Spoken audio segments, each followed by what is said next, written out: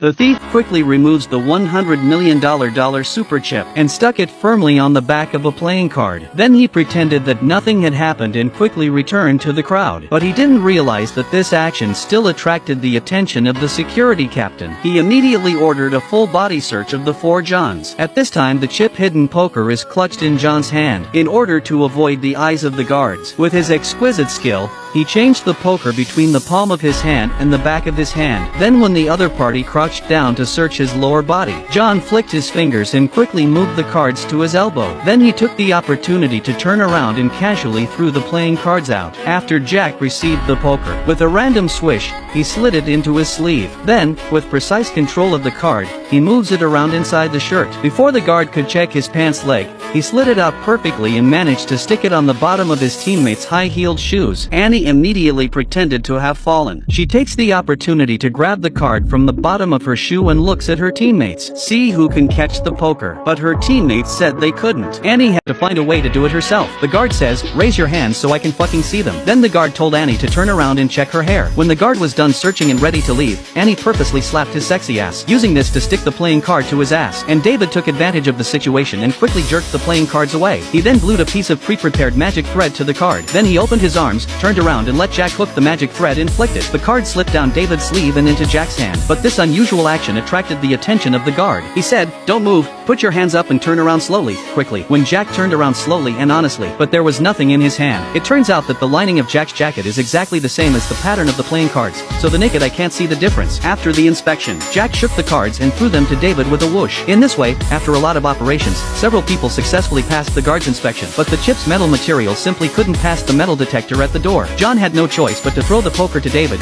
who was walking at the end of the line. After the three of them passed through the metal detector at the door in turn, John asked the guards for the wallet that had been seized. It turned out that he had put a metal substance in it in advance, so when they passed through the device, it's bound to set off an alarm. David, on the other hand, threw the poker out in a whoosh, just as the guard was handing the wallet to him. Annie catches it and closes her jacket, and then David waltzed through the detector. In this way, the super chip worth $100 million was stolen by the four horsemen of the apocalypse without anyone realizing it.